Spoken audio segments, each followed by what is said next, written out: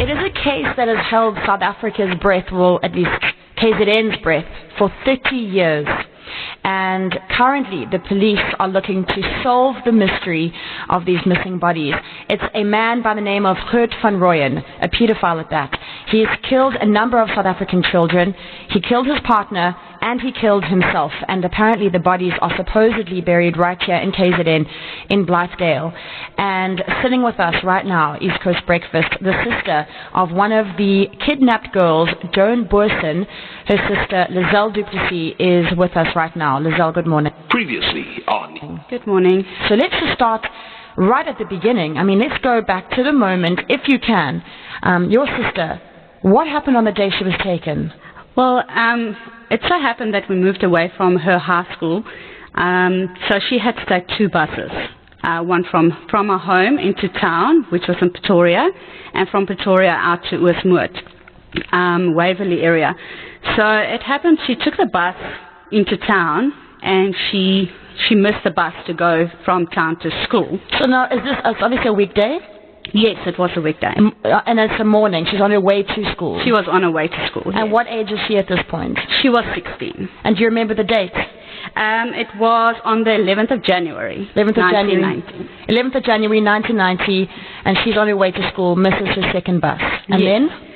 Well, my mother worked for Home Affairs at that time, and she went to the Pretoria Square, where they have all these phone booths. At that time, there was no cell phones, and she phoned my mom to tell her that she missed the bus, and my mom needed to to phone school and say she's going to be late. At that time, this old lady was standing next to her, and this lady asked her if she wanted a job. And my sister looked at her and said, I'm still in school. I've got my school uniform on. And the lady said to her, okay, well, does she know of anybody else that wants a job? And my sister's like, well, not now, but, So the lady walked away. And a few minutes later, she came back to my sister asking why she's standing there. So my sister said she missed the bus to go to school, and she's waiting for the next bus. So the lady said, oh, but she's going in that direction, so she can give her a lift. Now, we were brought up not to talk to strangers. And, we've seen the faces on the carton box, milk cartons, and my mom always used to say, don't talk to strangers, don't get into strangers' cars, especially men, So my sister thought, this is an old lady. Yeah. Nothing will happen. And she said to her, that's fine. I would appreciate it, because she was writing exam. So the lady, they walked to the car, and she still remember, it was the car, a VW van, and it had these little curtains on the windows. And in those times, it was like, that was a family trip car, Yeah. So my sister didn't think anything. And the ladies, they got in the car and they drove, and the lady said to her, she just needs to go home to tell her husband that she's dropping my sister off at school. My sister didn't think anything, and the ladies, they got in the car and they drove, and the lady said to her, she just needs to go home to tell her husband that she's dropping my sister off at school.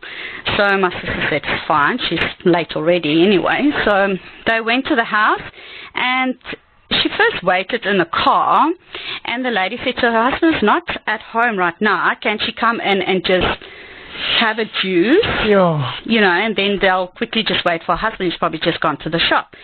So my sister got out. The lady poured her water. Till today, she does not drink water. She had a few sips, and the lady said to her, I want to show you my house. So they walked down the passage, and next moment, she sees this man behind her, and he tried to grab her, but she kicked him, and he hit her in the face, so she fell to the floor. And when she turned around, she had a gun in her face. And he grabbed her by the throat, and he pushed her to the bedroom. He shoved her on the bed, and when she saw Joe Horrells came with a whole handful of pills. And they shoved the pills down her throat and stuffed her stocking in her mouth and taped it. And Gert van Rooyen then handcuffed her hands behind her back and shoved her into a cupboard. So she was in the cupboard for a few minutes, and she realized that she has to get out from here. So now, Lizelle, your sister she's gone to this house. She sees Gert van Rooyen. She's now handcuffed with pills in her mouth. What were these pills? They were sleeping pills. And who is Joe? Joe Horov is Gert van Rooyen's accomplice. They got married, and she was his wife at that stage, and she was also the sister of one of the kidnapped girls. The mothers, yeah. She was the sister of one of the kidnapped girls' mothers. So one of the girls that were kidnapped was her own niece. Her own niece. Now, you were telling me off, and I think I have to bring it up now, that your sister had just recently done a project on something. Do you want to tell me about that project your sister had done, and how long before this kidnapping? Yes, well, it was probably about a year or two before the whole incident, where for school they had to do a project on crime. She then asked my mother if she can do a project on these girls, and I can remember still how she cut their photos out on the milk carton boxes. And I wasn't standing 5 at that time, so I wasn't really paying much attention, but she did a whole project on these girls, how they disappeared and how nobody knows where they are. And she handed it in and forgot about it. So when she realized that she was actually one of the kidnapped girls, when she saw the one girl's photo in the study when she managed to escape. Previously on East Coast Breakfast. She did a whole project on these girls, how they disappeared and how nobody knows where they are. So she realized that she was actually one of the kidnapped girls when she saw the one girl's photo in the study when she managed to escape. Sherry continues the chat with Lizelle du Plessis, the sister of the last surviving abduction victim of serial killer and predator Gert van Rooyen and Francina Joey Harhoff. Okay, so Lizelle, let's take us back now. Your sister's now in a cupboard. She's been handcuffed with her hands behind her back. She has sleeping pills in her mouth and a stocking stuck into her mouth. Yeah. Tell us what happens next. Well, luckily for my sister, since she was little, medicine never worked on her, or didn't work on her fast enough. It would take sometimes days before it actually started kicking in. So she then knew that she had to get out of this cupboard. All she could hear was music playing in the background, and she climbed through the handcuffs and got her hands in front of her. So she tried to push the door, but it was latched in from the outside.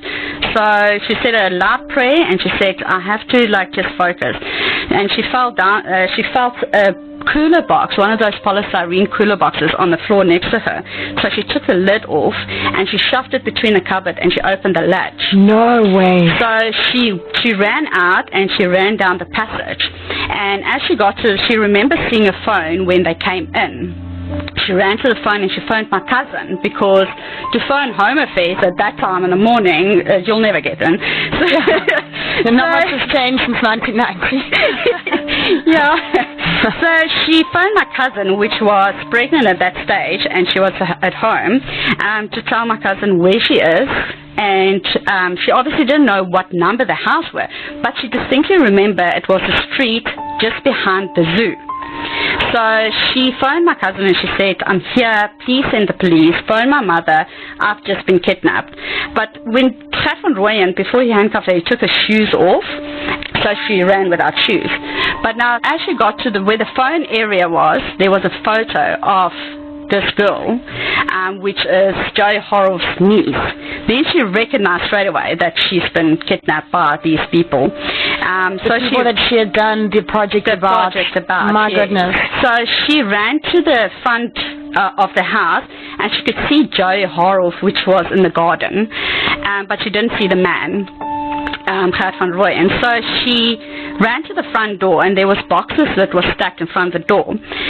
So she pushed the boxes out of the way, and she ran into the street, and a car came down the road, and she stopped the car, and she got into the car, and she said to the guy, please, I've just been kidnapped, take me away.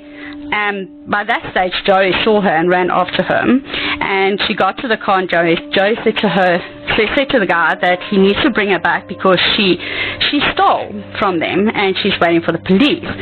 But this guy, luckily, was an ex-policeman. No way. And he recognized that she had handcuffs on, which was not handcuffs that you would just buy anyway.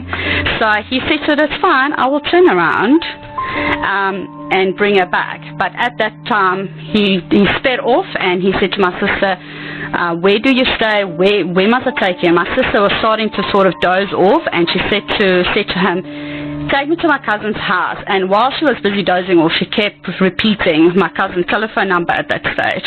So when she passed out in the car, and when she woke up, she was at home. The cops were there, and ambulances, and everybody was there. Goodness me, this is part 3 of our 5-part series. If you missed part 1 and part 2, they're all up on our website, ecr.co.za, under East Coast Breakfast page. You can catch all the episodes you have missed of this harrowing tale of the sister of the last woman to escape, Gert van Rooyen and Santina Jo Haroff. And tomorrow at 6:20, we will have episode 4 of this 5-part series as we get to the bottom of a case that has left KZN wondering and in shock for 30 years. For 27 years, this story has captured our nation. Gert van Rooyen, a pedophile and a serial killer. He shot his female accomplice and then himself, taking the truth of what really happened as well as the location of the missing girls to the grave. So she realizes it's Gert van Rooyen, yes, right? Yes. And she knows now where the house is. Did she see any of the other girls in the house? There was no girls, but she did see a suitcase, a school suitcase. She did see some school clothes, but no other children. And when the police go back to the house? They went back that evening, but that time they were gone. She and Gert van Rooyen packed their stuff and they ran away to Durban. They came to Durban here to Mshloti, where they had a beach house. They were there for, I think, one evening when the police actually caught up with them here. Then they got back into the car and they sped all the way back to Pretoria.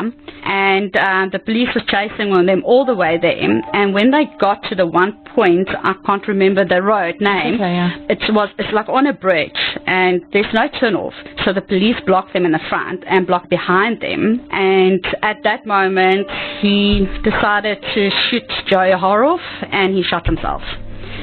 So the truth died with them. I know that's Joan, obviously it's been many, many years, but do you ever really get over something like this? Or is it still very much something that is with her every day? I think she still thinks about it every day. She, I don't think that type of trauma really leaves you, but she is a lot stronger and she likes to give back to the community, and help those that can't help themselves. Does she still do interviews, or has she, or does she just like to really keep out of the public eye? She's done a public speaking interview in Uitenhage, where my other sister stays, and she's done a couple of interviews with the U magazine and Sorry and stuff. The last interview that I think she really did was the interview with Sorry, where they had all the mothers and herself to come and give a whole page story of their experience and how they're coping and everything. And she said when she met them that day, she could almost see the resentment in their eyes, like, how did you get out but my daughter didn't? Well, yeah, I was actually going to say to you, she must almost feel there's a certain sense of guilt, yes, that she was able to escape and so many other girls just like her didn't, and they died because maybe their CD pills acted quicker, or they weren't as nimble to be able to climb through their handcuffs. Yeah, no, she does feel very guilty. So she stopped doing interviews to protect the families and to stop bringing up that feeling of, you here, but my daughter's not here. And Lizelle, does Joan have any children of her own? Yes, she's got three boys. 3 boys, okay. Yes. Do you think she's a bit overbearingly overprotective? In the beginning she was. I think she sort of made peace now that they're a bit older, but she does check in with them continuously. Like if they get somewhere, she asks them, phone me when you get there, phone me when you leave, and be home at a certain time, because I need to know. If I need to come look for you, I need to know where to stop. Previously on East Coast Breakfast. The police were chasing them all the way there, and when they got to the one point, I can't remember the road name, it's like on a bridge, and there's no turn off. So the police blocked them in the front and blocked behind them. And at that moment, he decided to shoot Joey Horrell, and he shot himself. So the truth died with him. You were saying earlier how she so remembered it was Joe gave her Tropica when she arrived, and to this day she won't drink Tropica. Do you remember your sister having any nightmares or any kind of terrors or anything like that that stuck with her besides the Tropica, anything else that she just would rather stay away from for fear of bringing back the memories? Well, she doesn't take any pills to start off. Wow. She'll take, if the doctor has to give her antibiotics, she'll take the antibiotics. But she will not take as much as the headache tablet. She won't drink Tropica. She will not get into a combi van. I don't think ever since that happens, I don't think she's ever been back to the zoo because it was right behind the zoo. Well, that's what I was going to ask you. Did she ever go back to the house or the cupboard where she was held? No, she's never gone back there. Never been back? No. I suppose she just wants to put that all behind her, even though it's difficult, but... Is it ever really behind you, hey? Not really. I think in the back of her mind, she's quite open to talk about it when I ask her if I can do the interview, because I wanted to get her permission. Of course, first. yes. Well, how it triggered me to do the interview, because on the radio they said that she was captured for a couple of days, yeah, and sexually assaulted and what. And then I thought, but yeah, it was not really the truth. So also I sent them a WhatsApp to say she was only captured for 1 day, and so they need to just change that a little. And just to be blunt, was your sister sexually assaulted? Gert van Rooyen did cut off her shirt, and he did assaulted her, but she was not raped. Yeah. But there was some assault. There was some assault, sexual assault, yes. And just 1 day. I can't even imagine what those other little girls went through. Yes. Well, there's so many people that said that they've been sold as sex slaves. There's people that said they were just murdered. They got raped and murdered. But there's so many stories, but we still do not know the truth. I guess for some of us there's a bit of curiosity because it's such a huge story and it has been in South Africa for my entire childhood and my adulthood. So thank you so much for talking to us. I know it's not easy to have to bring it up, and it's not a nice thing to have to talk about, but it is what it is, and we need to keep our children safe, man. These men and women, it's not just men, these men and women, they have no off switch. Yes. So we need to make sure that our children are educated, they know what's okay, they know what's not okay. Yes.